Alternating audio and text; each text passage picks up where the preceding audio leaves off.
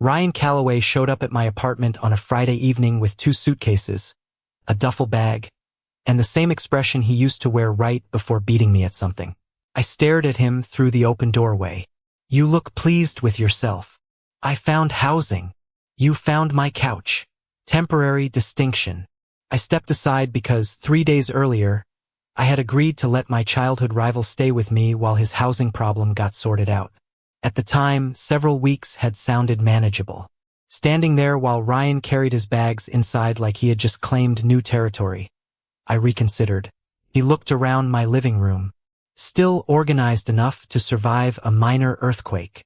It's called knowing where things belong, right? Your lifelong campaign against spontaneity.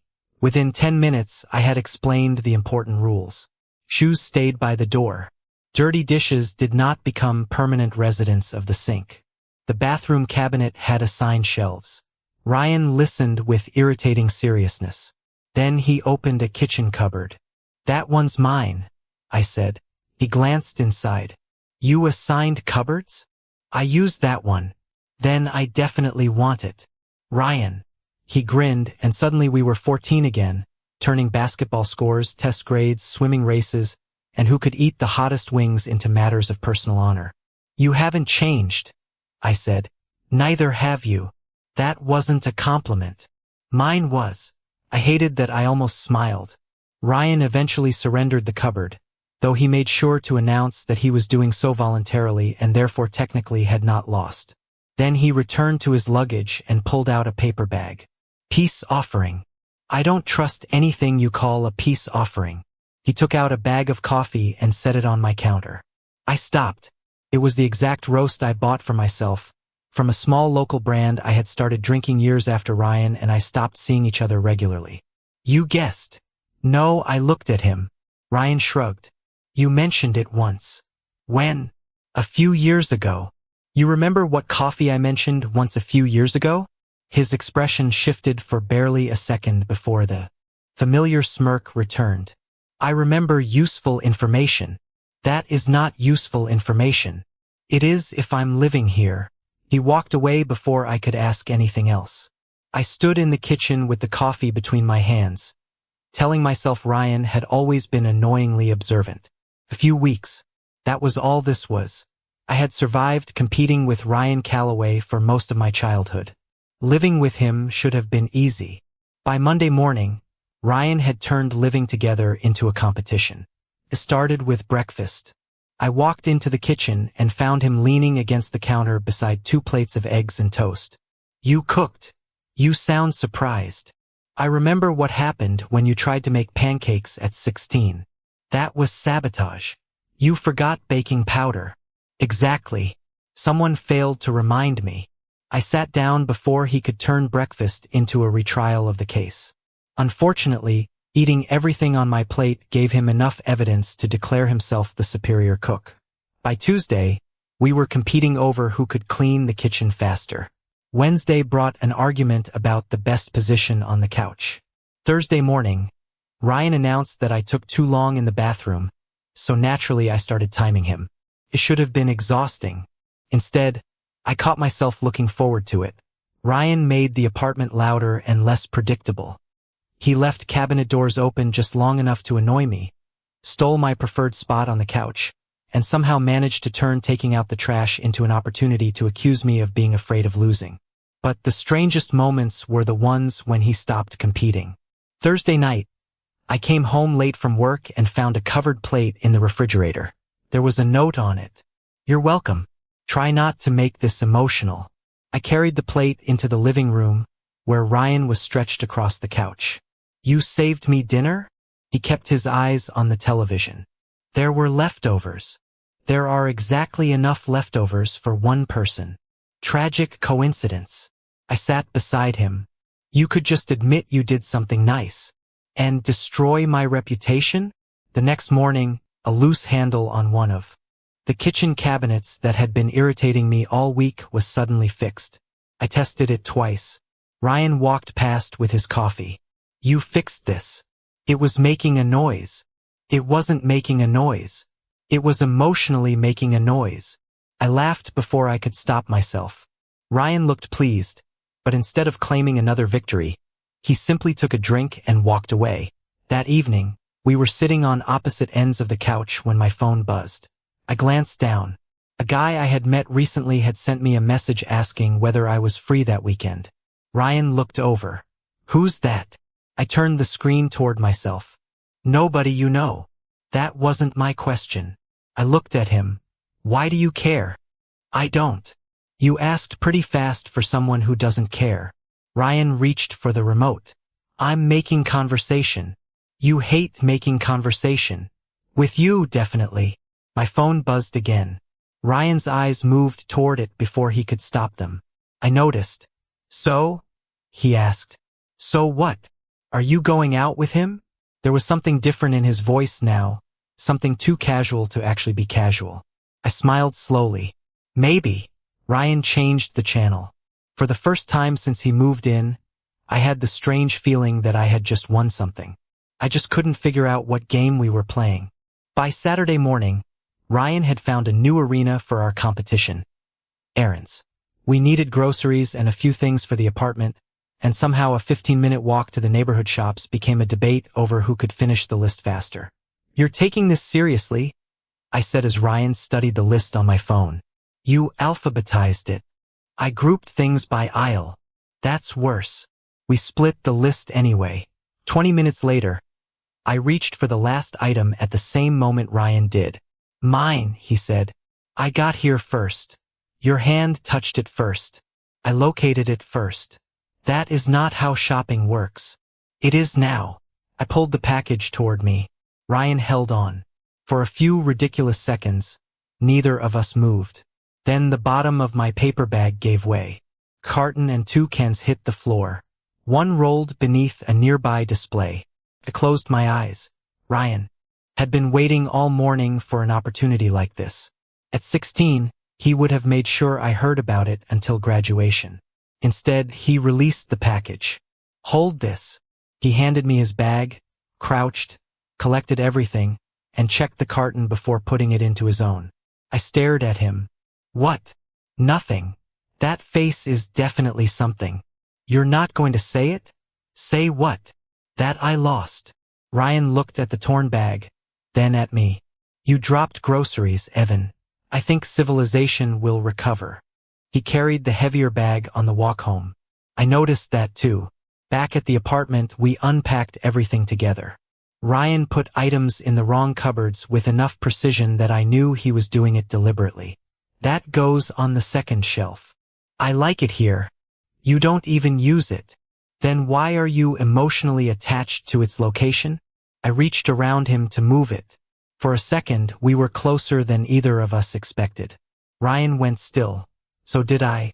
Then my phone buzzed on the counter. Ryan stepped away first. I checked the message.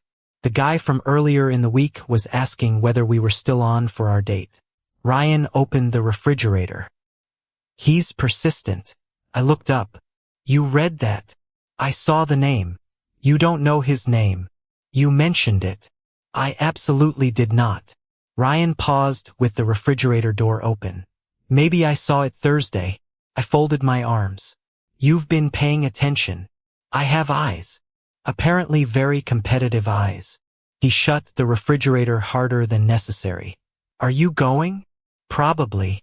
"Sounds exciting." The words were light. His expression wasn't. I watched him start arranging bottles inside the refrigerator as though their exact positions had suddenly become critically important. "You know what I don't understand?" I said. "That list could take hours. You had the perfect opportunity today." "For what?" "To embarrass me." Ryan glanced over. "You've spent most of our lives treating every mistake I make like an invitation to declare victory. Today I dropped half the groceries in public, and you didn't even laugh. You want me to laugh now?" "No. I want to know why you didn't." His mouth opened, then closed. I stepped closer. "And you carried the heavier bag. Because yours ripped. You saved me dinner Thursday. Leftovers. You fixed the cabinet. It annoyed me. And now you're acting weird because I have a date." "I'm not acting weird." "You are absolutely acting weird." Ryan gave me the familiar look that usually meant a challenge was coming. But none came. He turned back to the refrigerator. Maybe I'm getting older. That might explain the cabinet. It doesn't explain why you care who I date. His shoulders tightened. I said I don't. There it was again. The answer and the behavior refusing to match. For years, I had assumed I understood Ryan.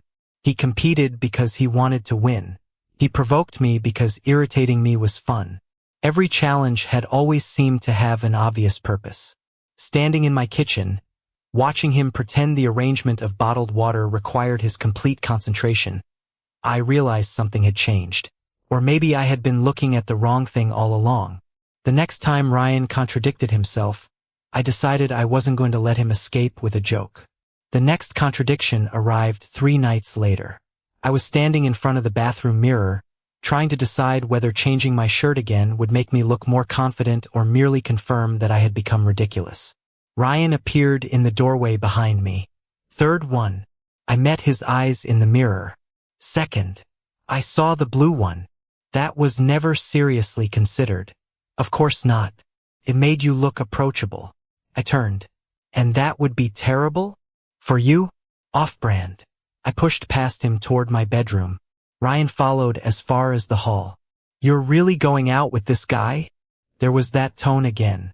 Yes. What do you know about him? That he asked me out. High standards. I stopped. Ryan leaned against the wall, pretending this conversation amused him, but his jaw was tight. You've never met him. Exactly. He could be incredibly boring. So could you. I've given you years of evidence otherwise. I almost laughed, but then I remembered the refrigerator, the groceries, the questions he kept pretending were meaningless. You're jealous. Ryan's smile disappeared. No. You asked who was texting me. You wanted to know whether I was going out with him. Now you're standing here criticizing a man you've never met. I'm criticizing your judgment. Completely different. Why?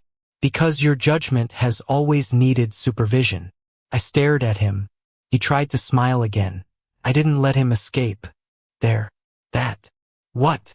You always do that. Do what? Turn everything into a competition or an insult the second something gets personal. Ryan straightened. You're making this personal. You made it personal when you started caring who I date. I don't care. Then stop acting like you do. Silence filled the hallway. Ryan looked away first. The reaction irritated me more than another joke would have. When we were kids, you had to beat me at everything. I said. Basketball, grades, swimming, stupid eating contests. If I liked something, suddenly you had to be better at it. We were competitive. You were relentless. You weren't exactly innocent. I know, but we're not 16 anymore. Ryan's eyes came back to mine. So why are you still doing it? Doing what? Trying to win. His expression changed. I stepped closer. You moved in here and immediately started competing over breakfast and cupboards and the couch. Fine. That's us. But then you save me dinner. You fix things for me. You carry my groceries. You remember coffee I mentioned years ago. Ryan said nothing. And the second another guy asks me out, suddenly you need to know everything. You're connecting things that aren't connected. Then explain them. His gaze held mine. For once, Ryan had no quick answer. I felt something uncomfortable move through me. Not triumph, exactly, but the realization that I had finally pushed him somewhere he hadn't prepared to go. My phone buzzed from the bedroom. The sound broke whatever had been building between us. Ryan stepped back. You should go, he said. I waited for the punchline.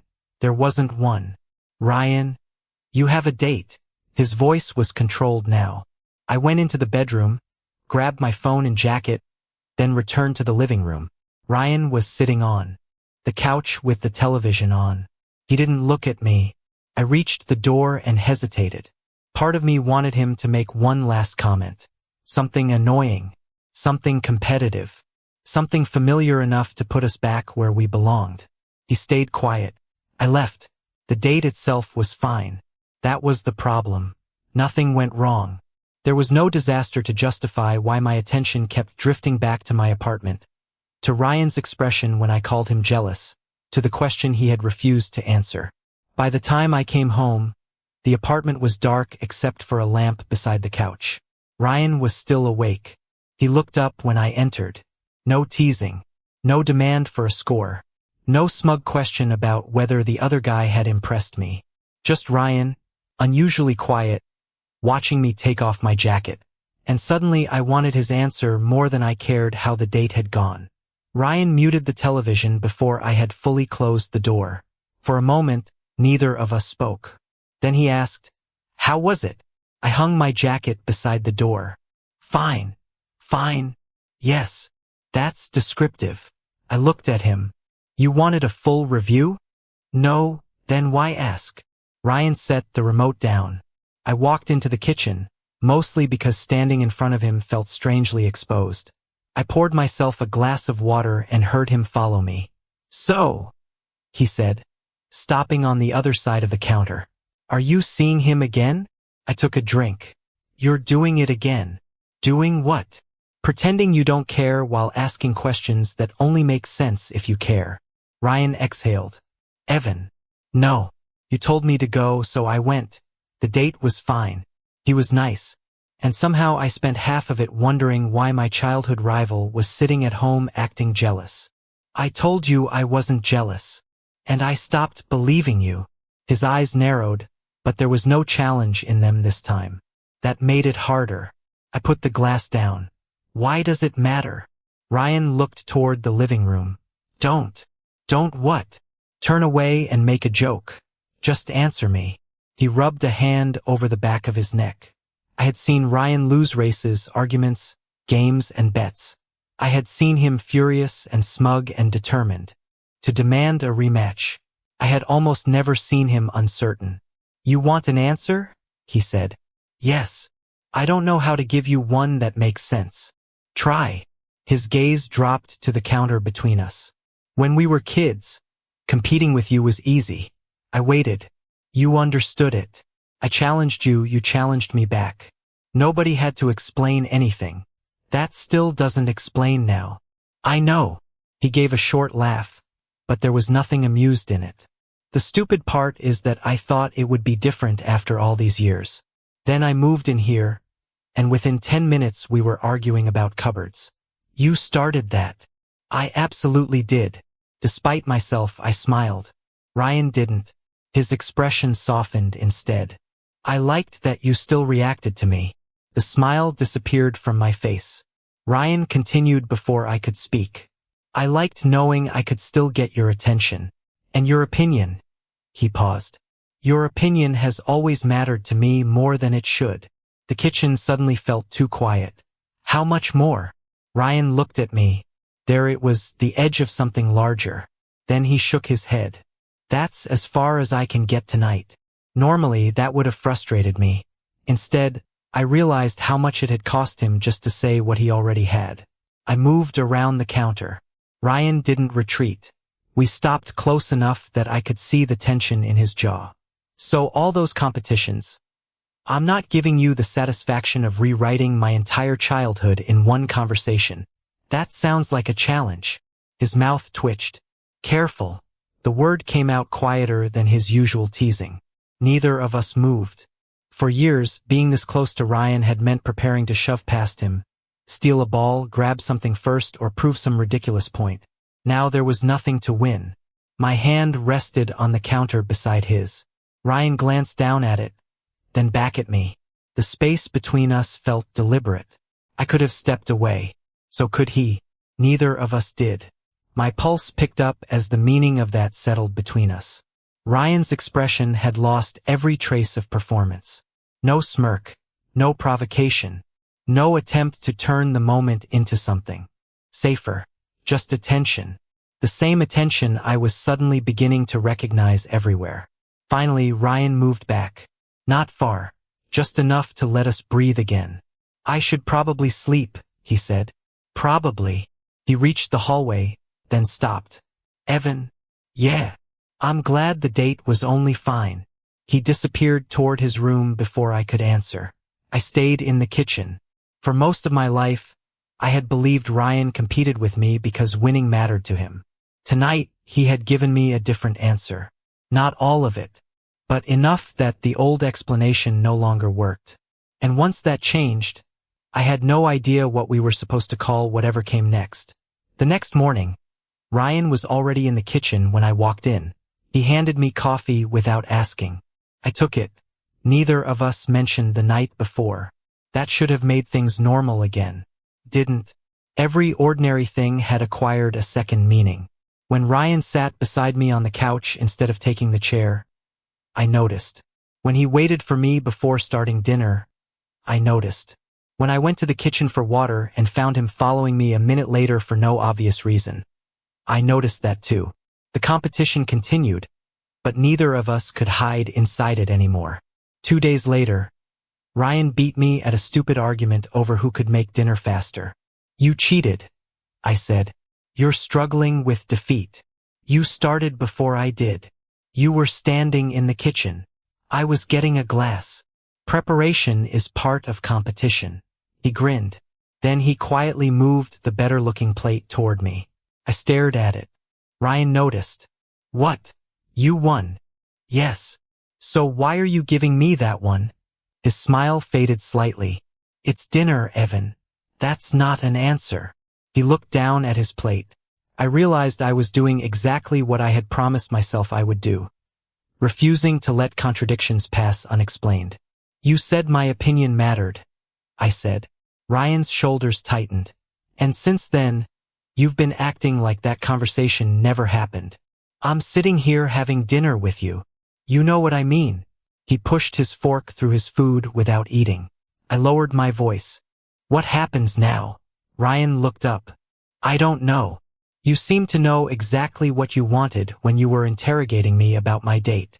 I wasn't interrogating you. Ryan. He leaned back and exhaled.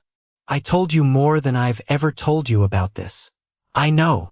And apparently that bought me 48 hours before the follow-up exam. I'm not asking for an exam. I'm asking whether this is going somewhere. For once, he didn't argue. That silence was answer enough to make something tighten in my chest. Ryan looked toward the window. I don't know what changing this would mean. This? He gave me a tired look. Don't make me define every word. You're the one who spent years making sure everything between us had rules. Because rules are easier. The admission landed quietly. Before I could press further, Ryan stood and carried his plate to the sink. Then he said, I heard back about the housing situation. I went still. What about it?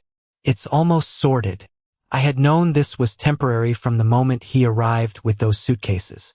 Somehow I had stopped thinking about the end. How soon? Possibly a few days. A few days. I looked around the apartment. His mug beside mine, his jacket over the back of a chair, one of his bags still tucked against the wall near his room. Temporary things. You could stay until everything is completely settled, I said. Ryan turned toward me. There was no reason for the look that passed between us to feel so exposed.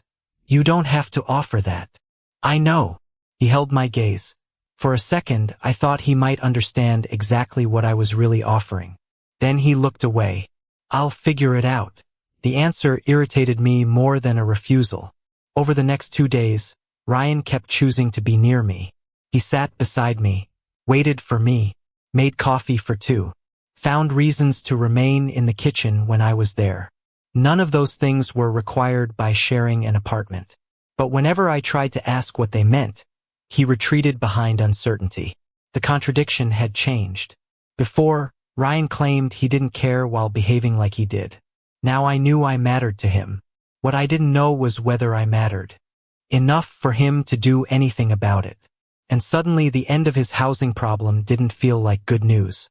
Felt like a deadline. Ryan confirmed it the next evening.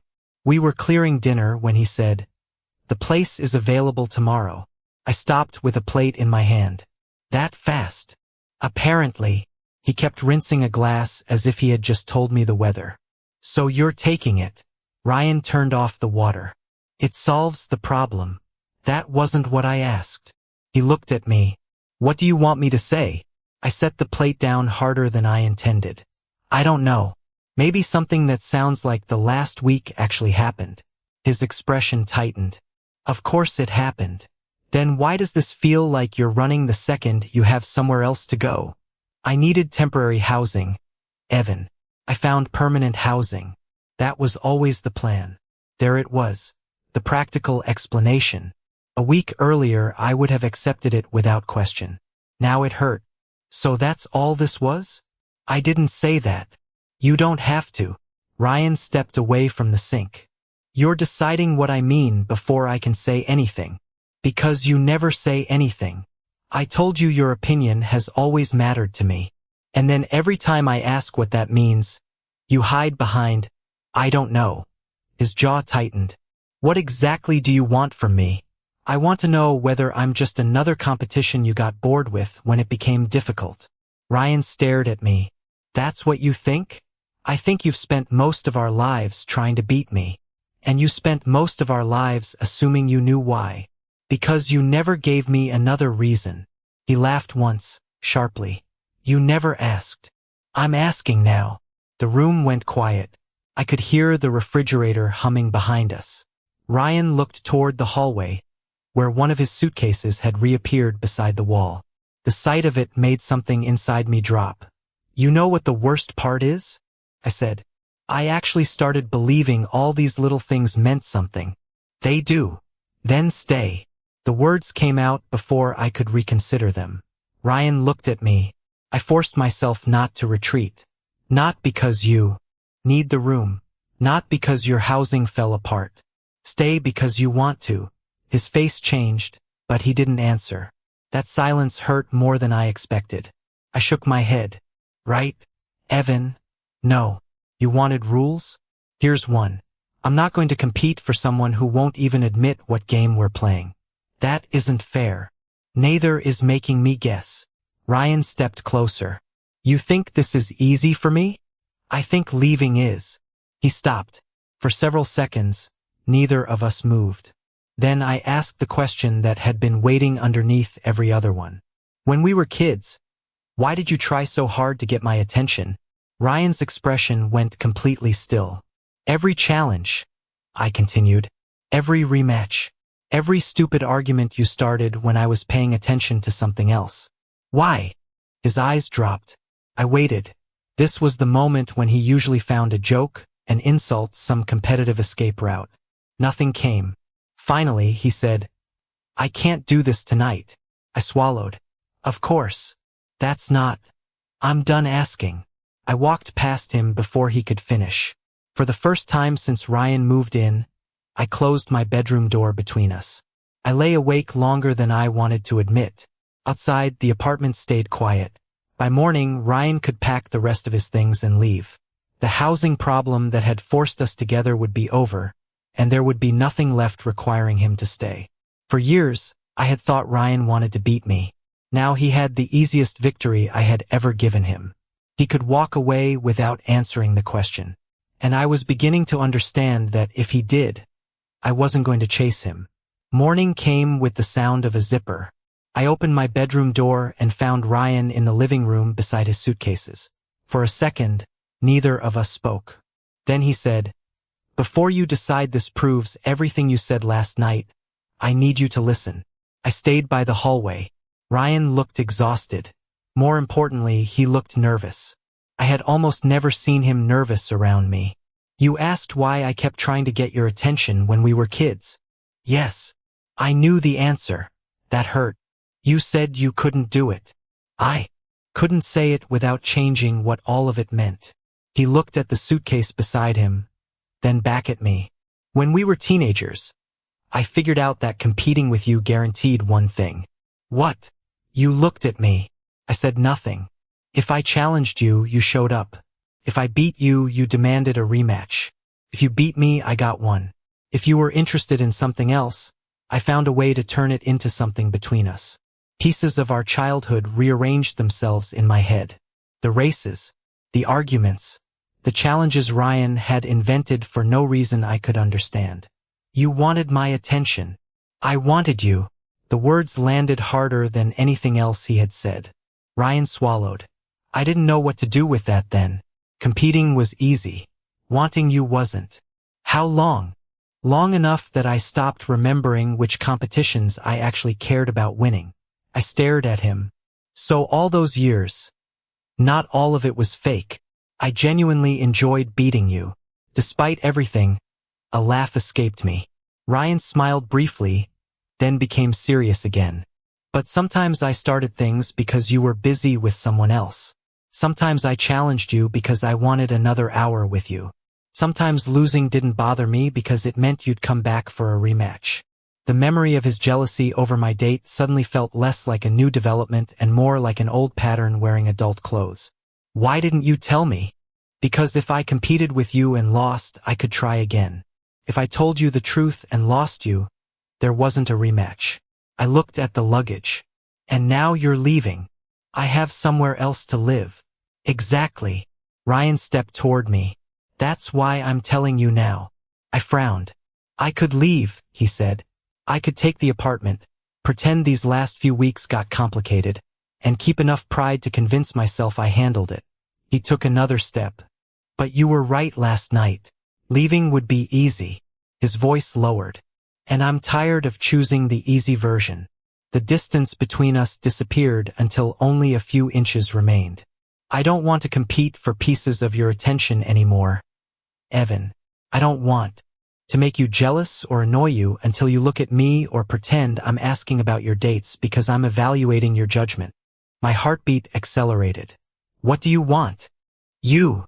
No joke followed. No challenge. Ryan held my gaze. I want to take you out. I want to know what happens when neither of us has to invent a reason to spend time together. And if you tell me you don't want that, I'll still move out today and deal with it. His expression tightened. But I'm not walking away without finally giving you the choice. There was something almost absurd about realizing that Ryan Calloway, the person I had spent years trying to defeat, was standing in front of me waiting to lose. I reached for the front of his shirt. His eyes widened. Evan, you talk too much when you're nervous. I'm not nervous. You're terrified. Competitive disagreement. I kissed him. Ryan froze for half a second before his hand came carefully to my waist, as if even now he was giving me time to change my mind. I didn't. The kiss was nothing like our rivalry. There was no score, no advantage, no winner waiting at the end. When we separated, Ryan rested his forehead against mine. So, he murmured, does this mean I'm staying? I smiled. It means you're taking me on an actual date. That sounds suspiciously like a condition. It is. And the apartment? You have another place. Ryan studied me. I understood the question underneath it. This could not be real only because circumstances had put him in my home. Take it, I said. Move your things. Then come back because you want to. His smile changed completely. No competition? Not about this. Ryan kissed me again, shorter this time but certain. For once, neither of us needed a rematch. The housing problem was over. Whatever happened next would be because we chose it. Ryan moved his things out that afternoon. Watching the suitcases disappear should have made the apartment feel normal again. Instead, it felt strangely incomplete. His mug was gone from beside mine. His jacket no longer hung over the chair. The hallway was clear. But that evening, someone knocked on my door. When I opened it, Ryan stood there without luggage. You came back. You told me to. I told you to come back because you wanted to. He leaned against the doorframe. That too. I let him in. For the first time since he had arrived weeks earlier, there was no practical reason for Ryan to be in my apartment. No housing problem. No temporary arrangement. No shared roommate rules. He was there because he had chosen to be. And so had I. A few days later, we were in the kitchen making dinner when Ryan reached for something at the same moment I did.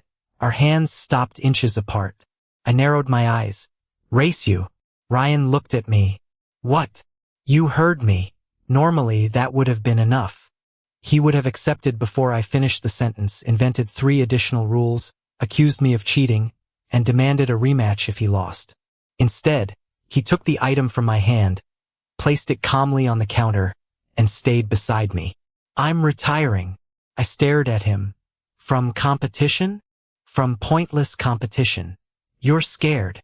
Obviously. Of losing. Ryan smiled. No.